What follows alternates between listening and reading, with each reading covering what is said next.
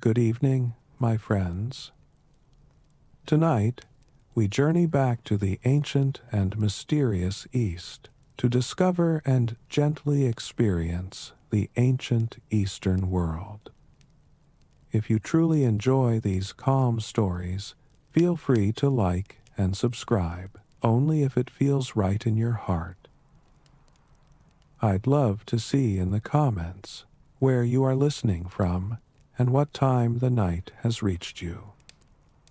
Now, dim the lights. As the distant bell echoes, let it lead you gently into tonight's story.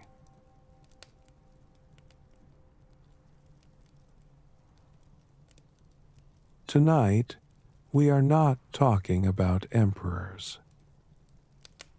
We are not talking about samurai, or silk roads, or palace gates.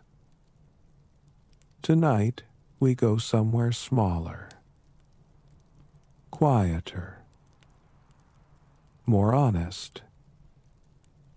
We go to the edge of the sea, a cold sea, a gray sea, the kind of sea that does not particularly care whether you are ready for it or not.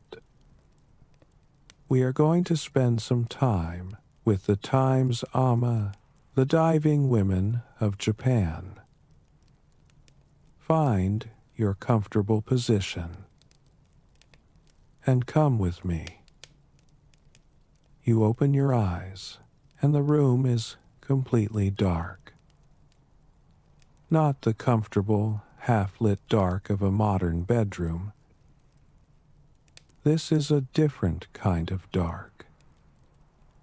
Heavy, dense.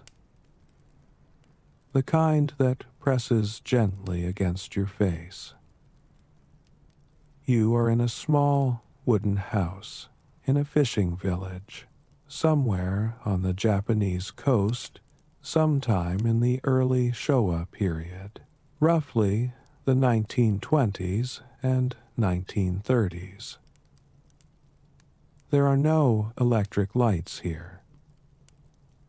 The only thing you can see is a thin sliver of oil lamp glow coming through the wall gap from the neighbor's house next door. You sit up. The tatami Times mat beneath you is slightly firm. The quilts smell of salt and damp. This is simply what things smell like here.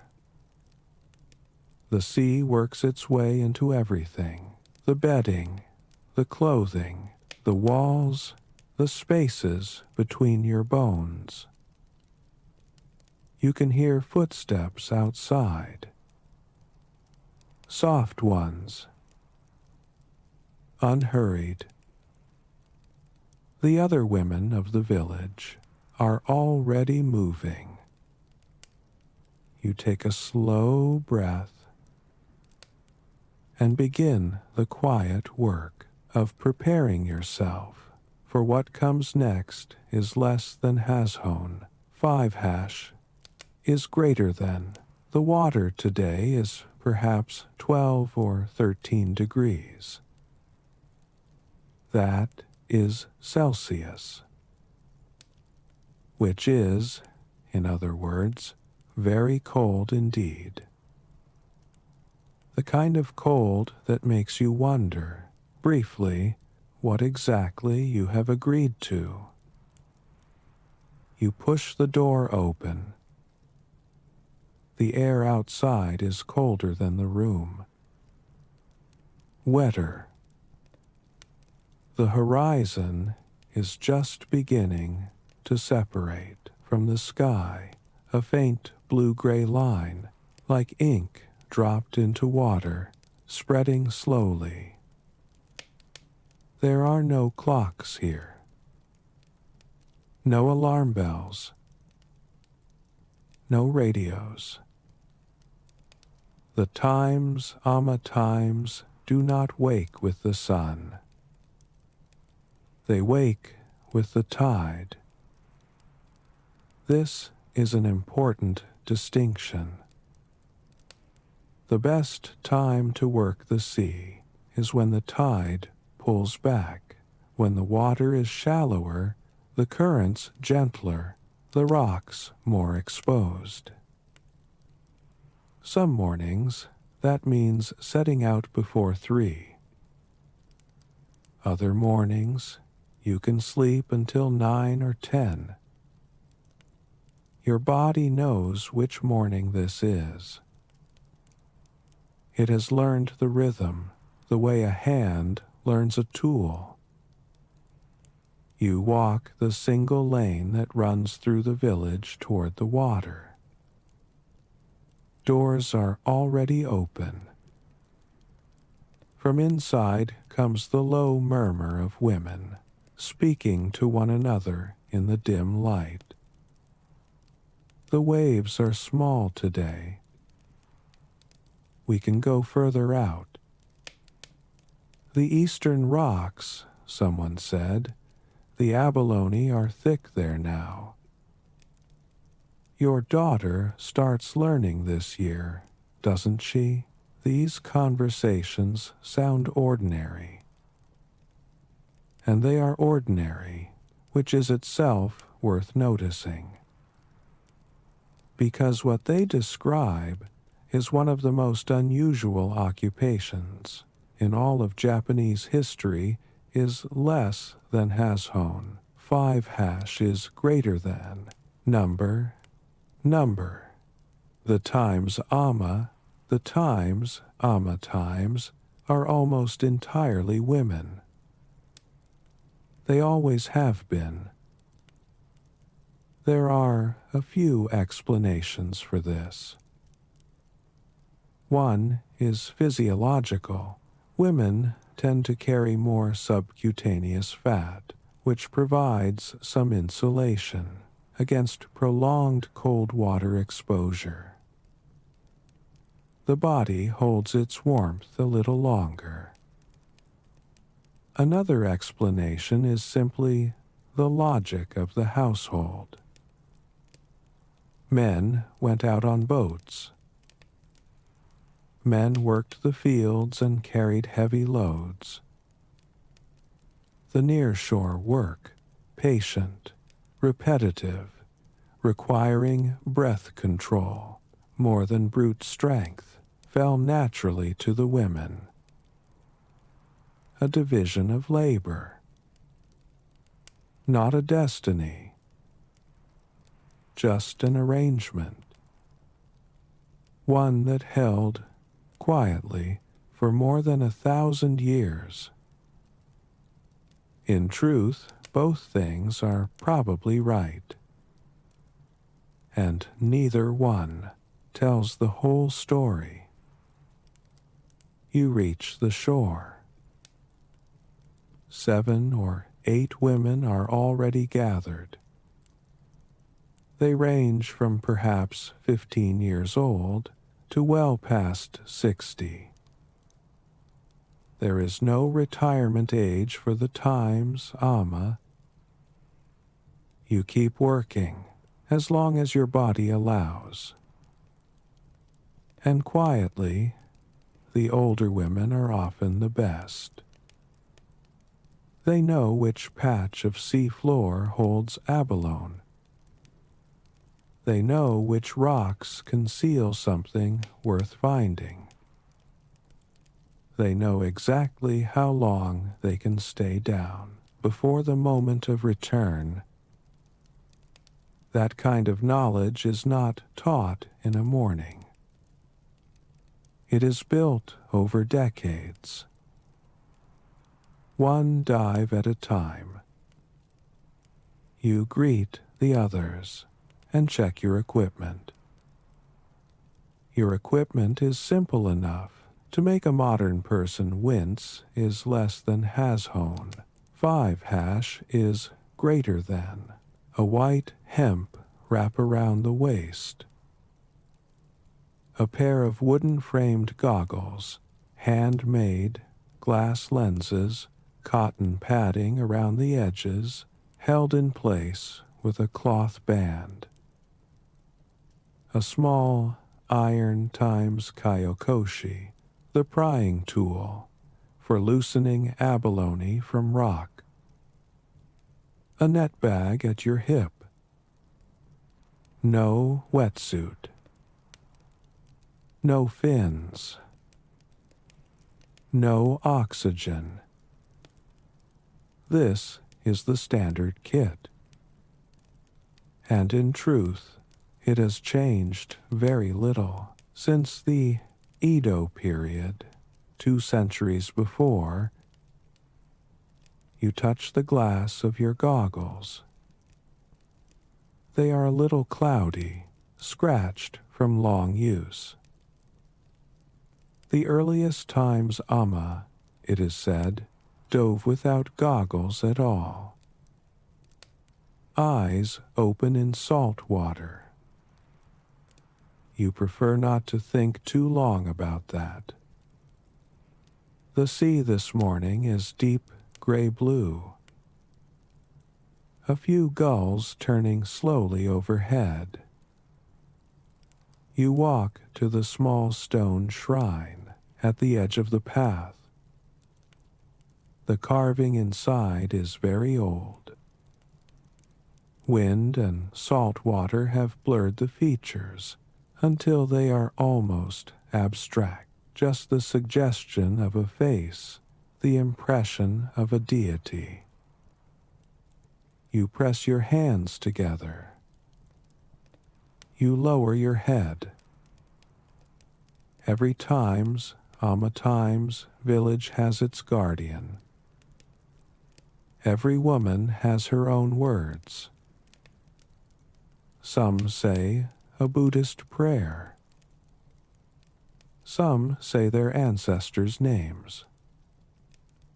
Some say nothing at all, just hold a quiet intention somewhere behind the eyes.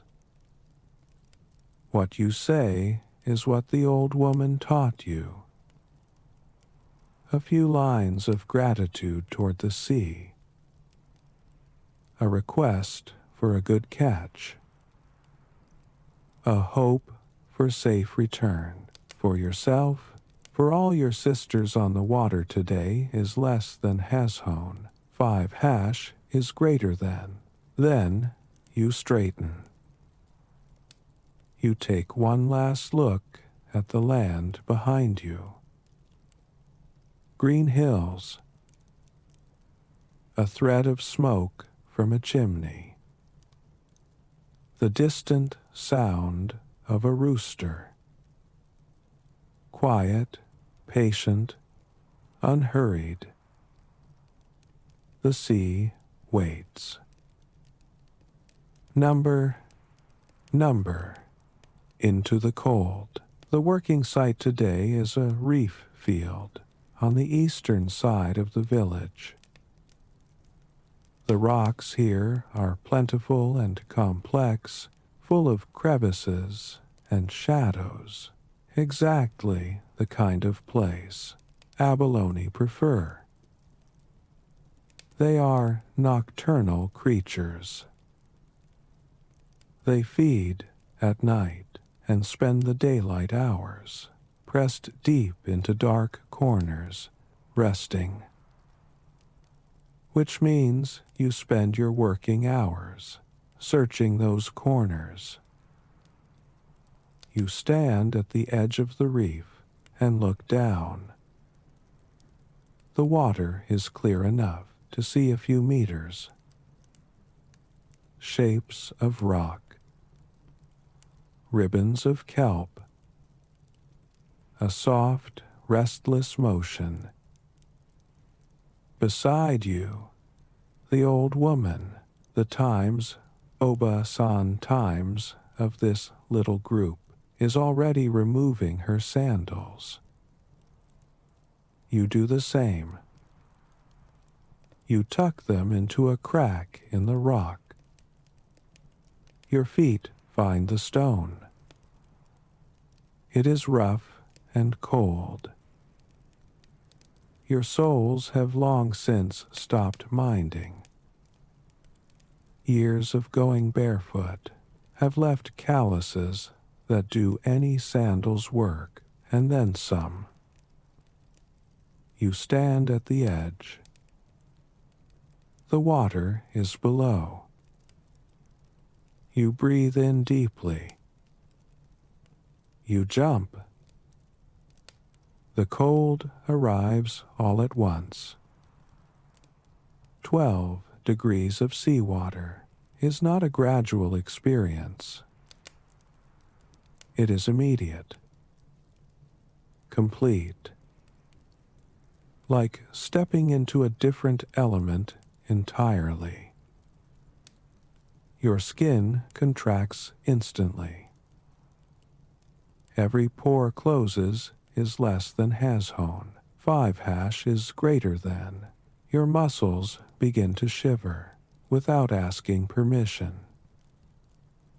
This is the body doing what bodies do, generating heat through movement. But shivering burns oxygen. And oxygen, right now, is your most valuable possession. You force yourself still. You float. You let the sea do what it wants to do for a few seconds. And then, somewhere around the 10th or 12th second, something shifts. Not warmth exactly. More like the absence of protest. Your nerves have adjusted their reporting. The signal of times, cold times, grows quieter. This is a useful state. Also, a slightly dangerous one. The cold has not gone anywhere. It is still there, doing its patient work. You have simply stopped noticing it as sharply. You pull your goggles down over your eyes. You take one breath, slow, full, deliberate. You dive. Number. Underwater, the world changes. Sound becomes something felt rather than heard. Light breaks apart into fragments, shifting on the rock below. You swim downward. Feet barely moving. Hands occasionally adjusting your direction. The pressure builds against your ears. You swallow to equalize, a technique the old woman taught you every meter or two, or else your ears will hurt for days. After 5 or 6 seconds, you reach the bottom. It is a different world down here. Rock, kelp, sand, shell.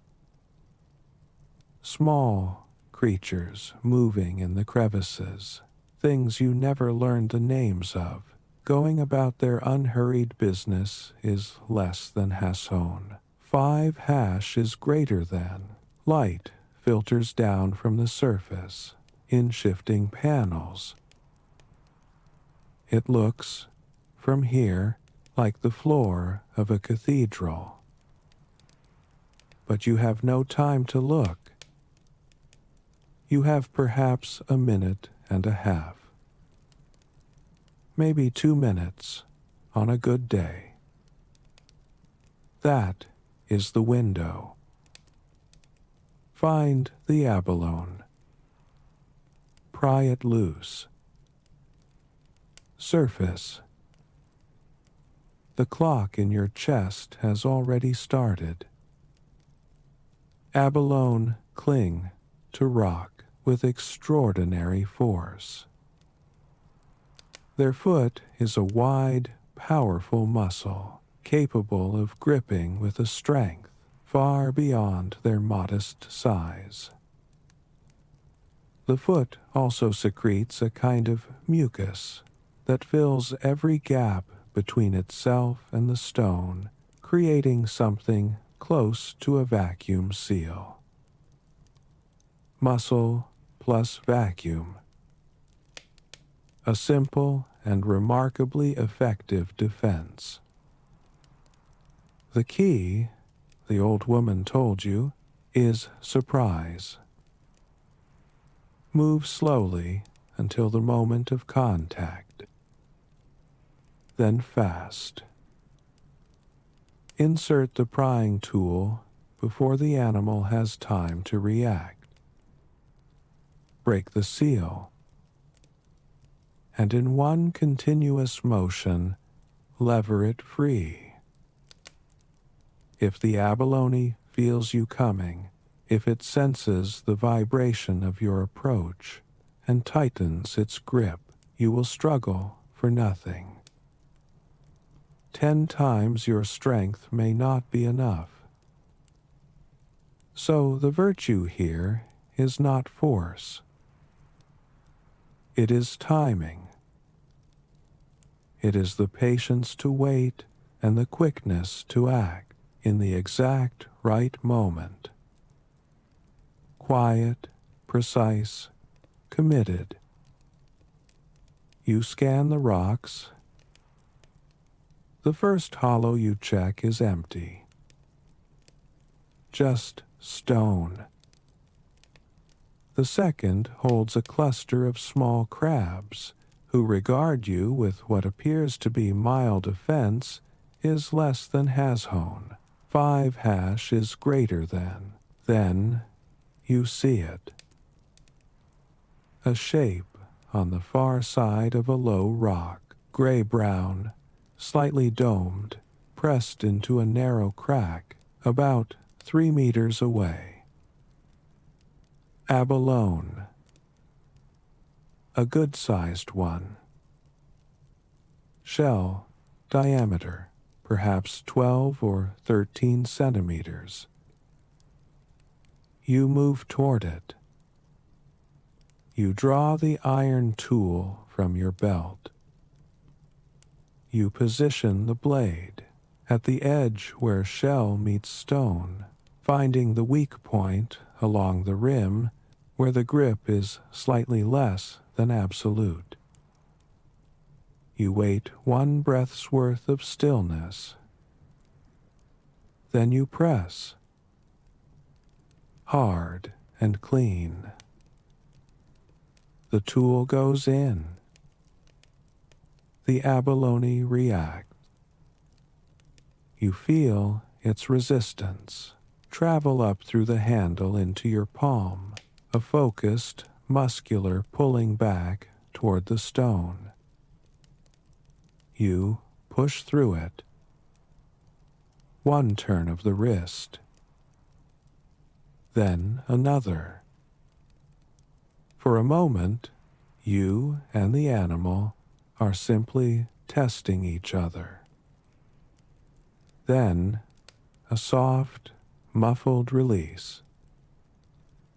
The abalone comes away from the rock. It tumbles slightly in the water. You catch it one-handed. You tuck it into the net bag. And now your chest tells you what your mind already knows. It is time to go up. Number the surface. You push off from the bottom. 5 seconds. 4, 3, 2. You break the surface. And you make the sound. Every times Emma Times makes this sound when she surfaces a long, rising exhalation, pitched slightly sharp, something between a whistle and a bird call.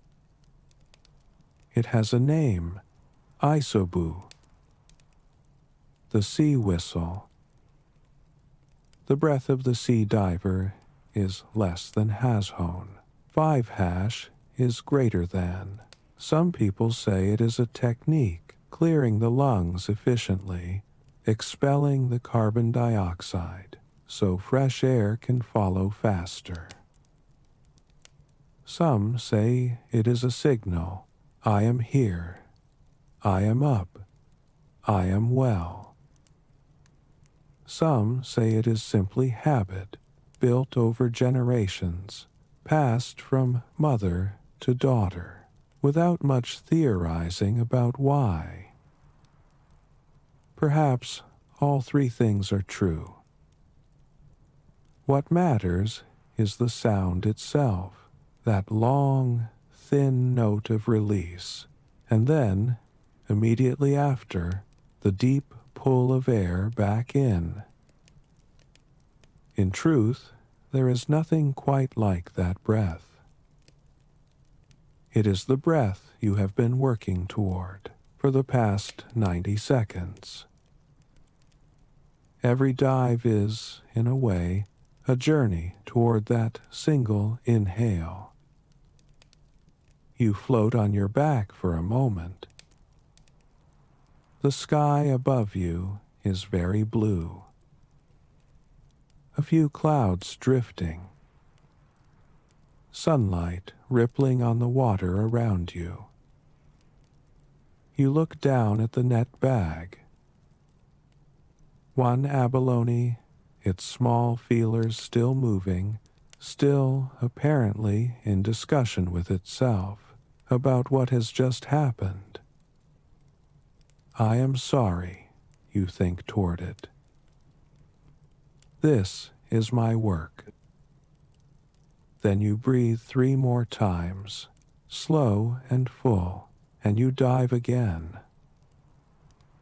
Number. The old woman. Her name, in the village, is simply Times Oba-san. The grandmother. She is 63 years old. She has been in Times, AMA Times, for more than 50 years.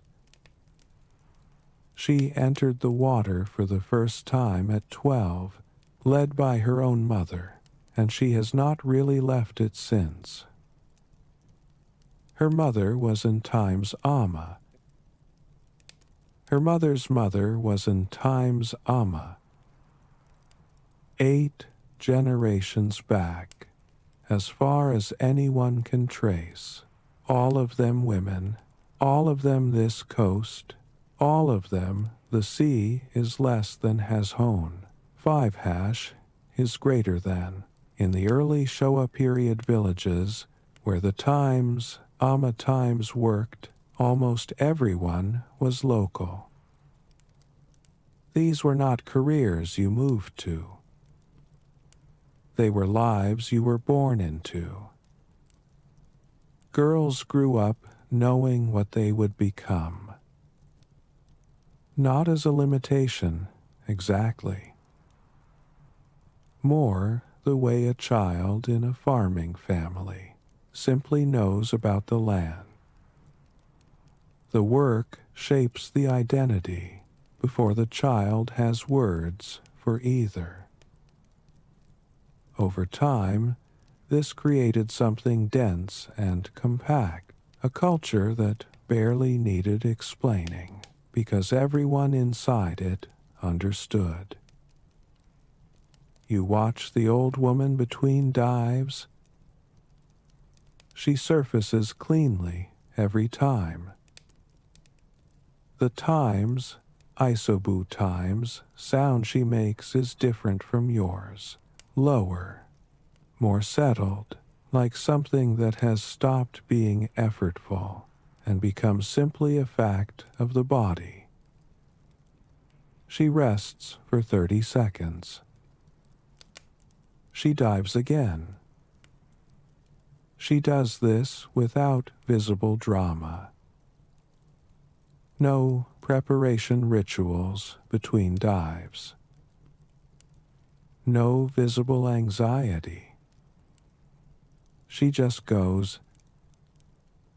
Somewhere in those 50 years, the boundary between times, times, and sea has become genuinely unclear. After perhaps 30 minutes, she calls from across the water. Stop daydreaming. The tide is coming. You look up. The sky has lightened. The water around you has changed color slightly. The current is shifting. You have been so absorbed in the work of searching and prying that you did not notice time passing. You swim toward shore. Number, the firehouse. On the beach, not far from the reef, there is a small shelter, is less than has hone. 5 hash is greater than 4 wooden posts. A roof of dried grass. A packed earth floor. And in the center, a fire. That is all. But for a woman who has just spent an hour in 12-degree seawater, wearing a cotton wrap, this shelter is not a simple structure. It is warmth. And warmth, right now, is as essential as food or water. You step inside. The heat from the fire reaches you before you are fully through the entrance. Your body leans toward it involuntarily. You sit close to the flame and hold your hands near it. First sensation, a sharp sting in the fingertips. Then, as the blood moves back, something softer. Real warmth. Working inward. The old woman presses a bowl of rough tea into your hands. You thank her and drink it in small sips. The tea is not good tea. It is dark and slightly bitter, and the leaves are coarse. It is, at this moment, among the best things you have ever tasted. This small shelter, the Times Amagoya, or diver's hut, exists at almost every Times. Times working site along the Japanese coast. Some are better built than this one. Some are worse. But the function is always the same, a place to recover between the sea and the work ahead. In the early Showa period, they were usually very modest affairs. No insulation. No furniture. Just the fire and the company and a little time. Around you, the other women settle. Some talk. Today's catches, which reef looked promising, what happened in the village last week, whether the autumn fish will be good or poor, is less than has hone. 5 hash is greater than. Some sit in silence, eyes half closed, warming their feet. Occasionally, someone laughs.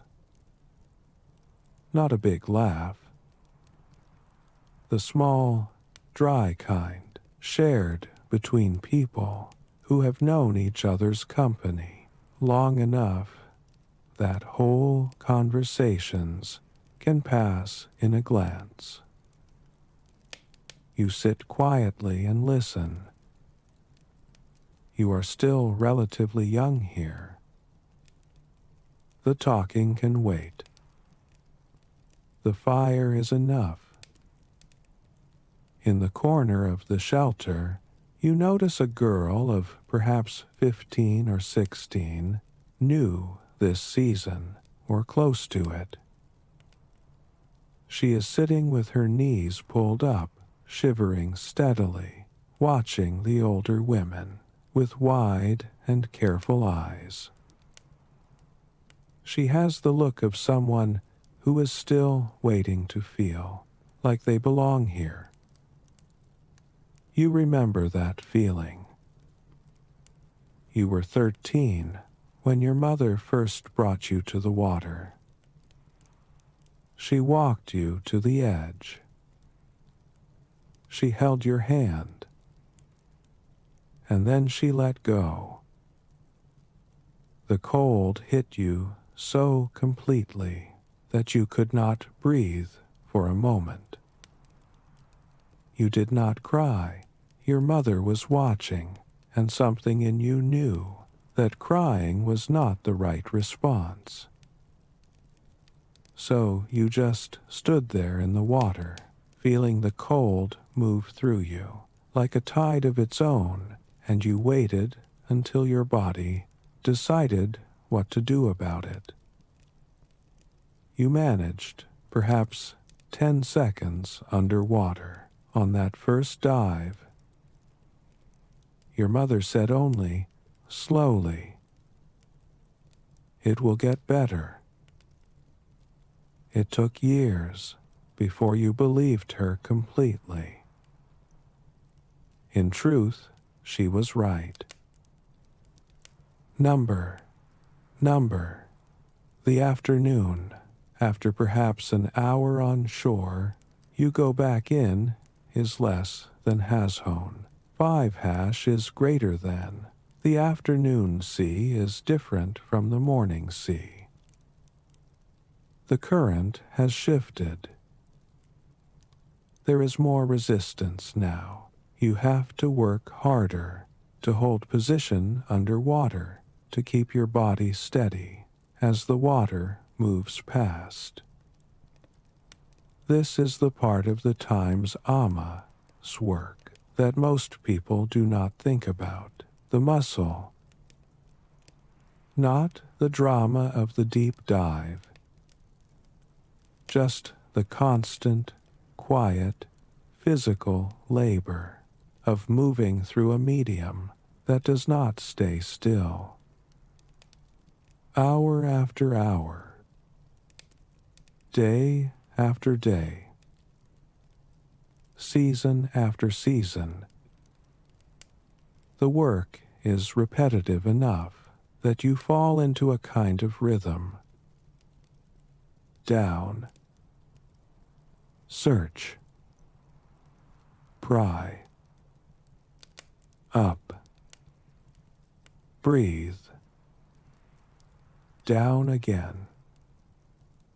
Your mind finds a particular quality of stillness inside this rhythm.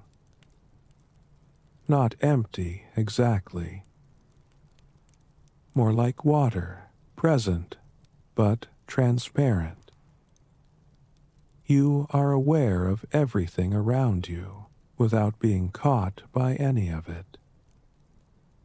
Late in the afternoon, the wind picks up.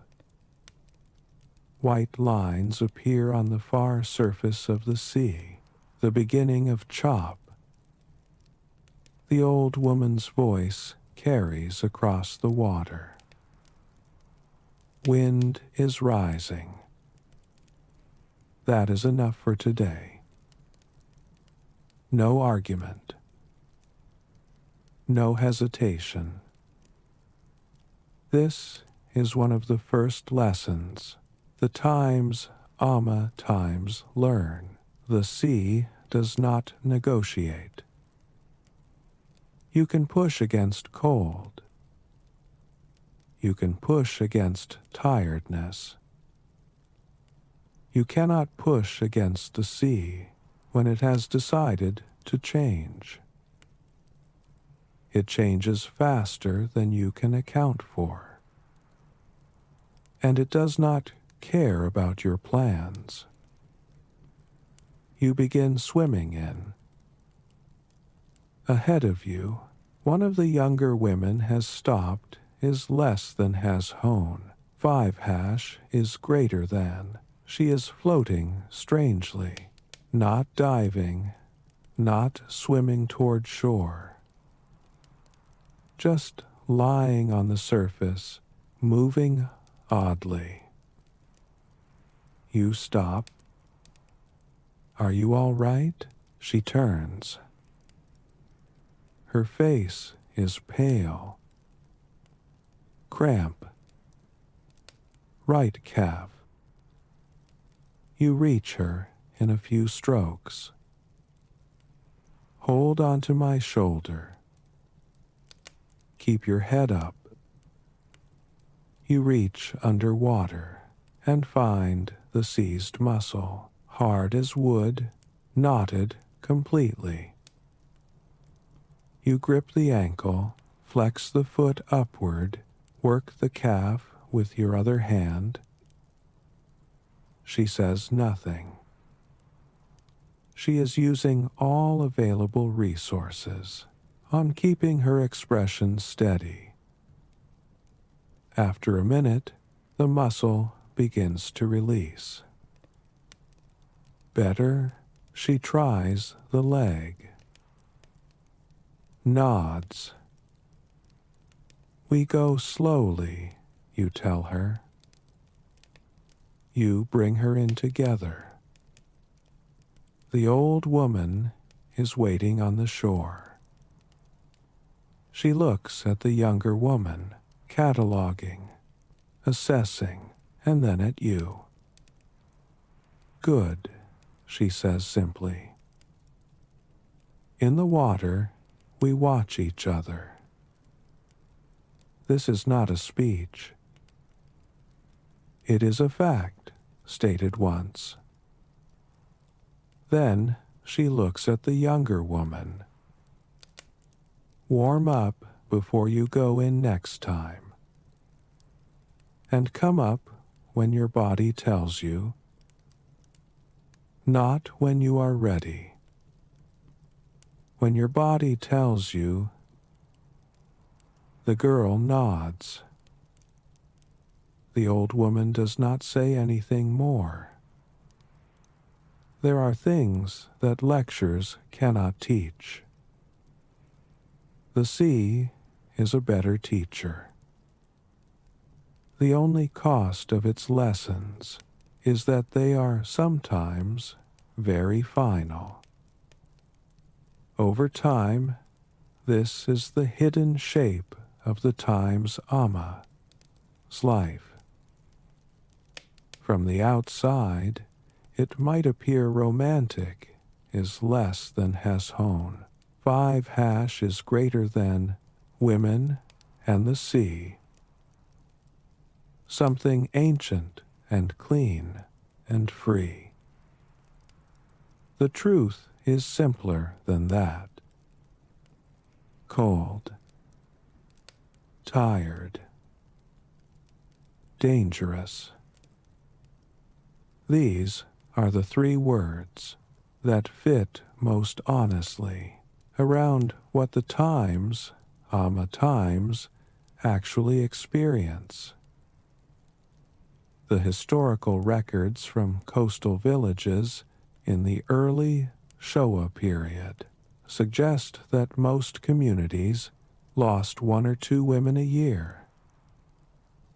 Not every year, but often enough that everyone had a name in mind.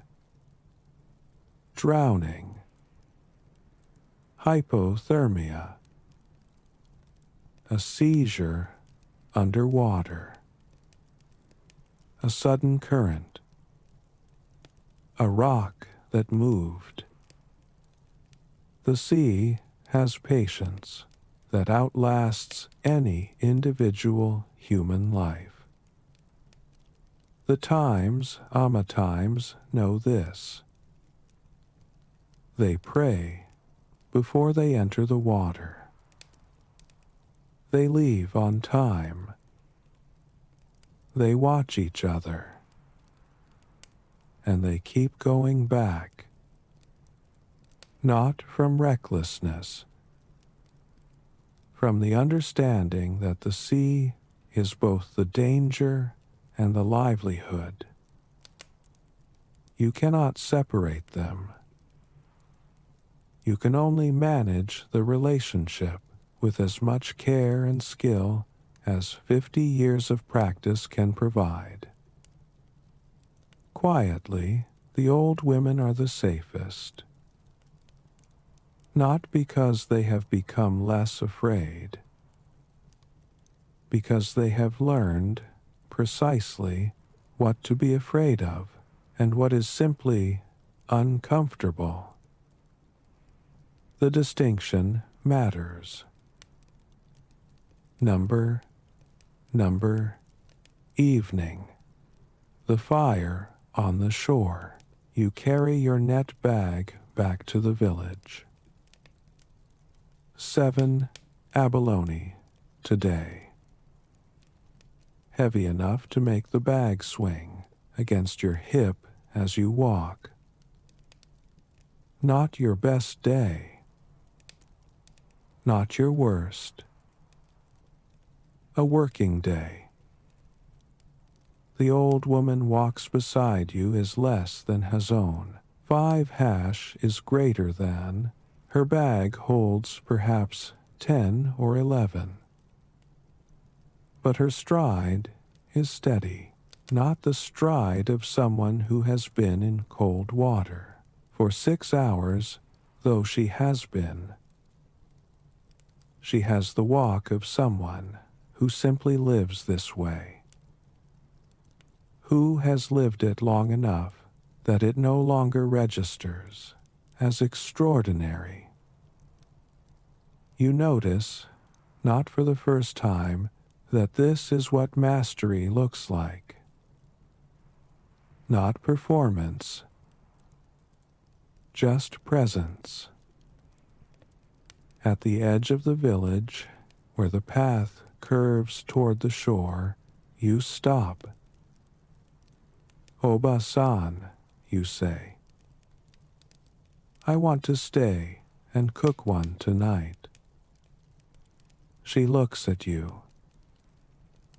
Then she almost smiles. Not quite, but close. One of the big ones? The biggest. Don't make the fire too large, she says. Don't burn the rocks. Then she is gone, walking steadily toward home. You find a flat rock near the water. Dry sea driftwood, there is always plenty here, arranged in a small, careful pile. Dry grass underneath. You take the fire striker from your belt pouch.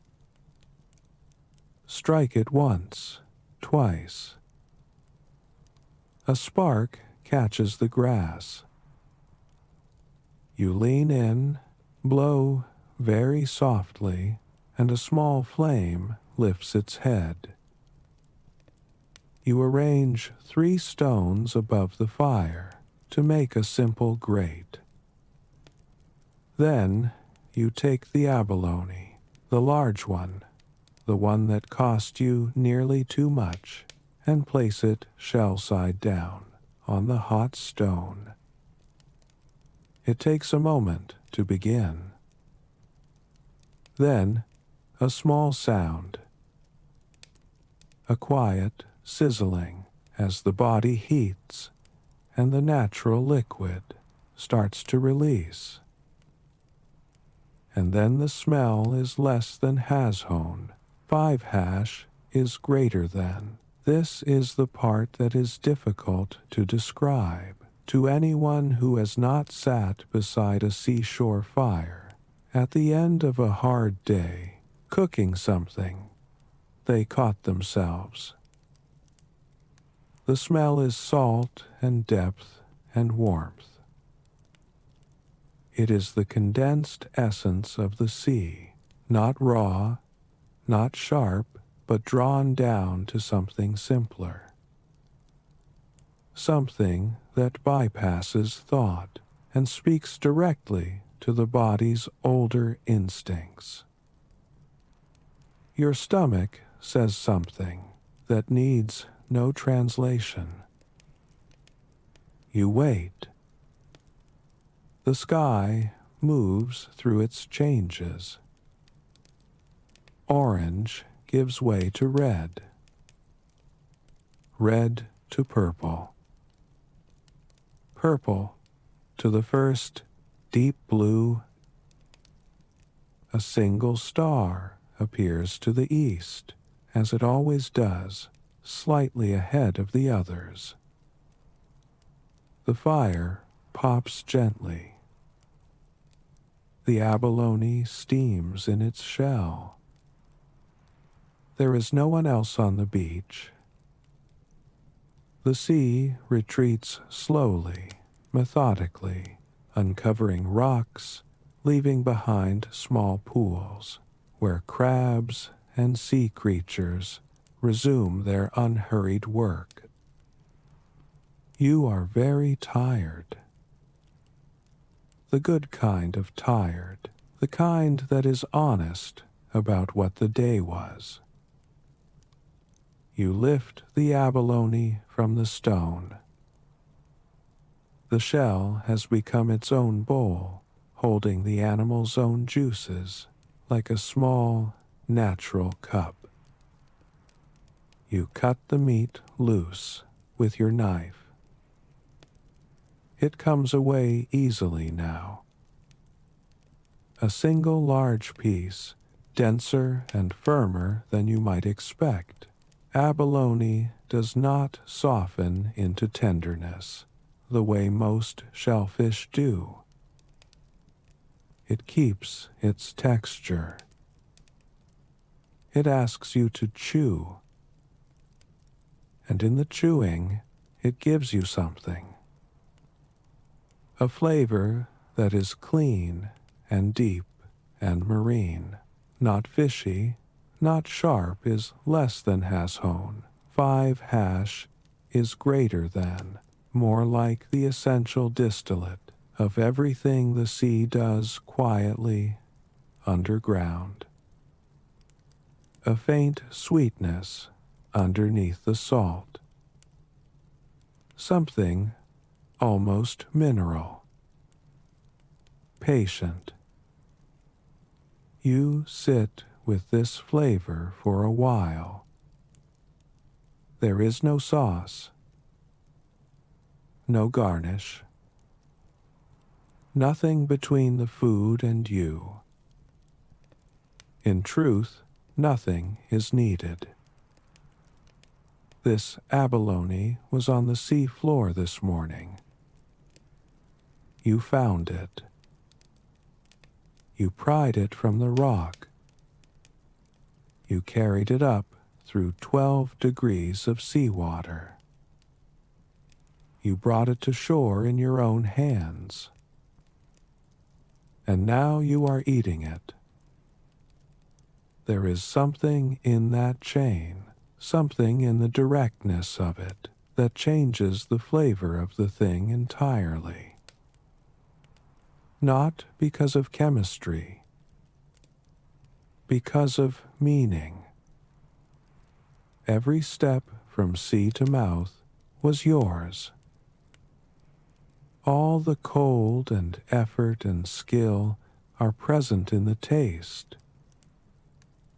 No restaurant, however excellent, can put that into a dish.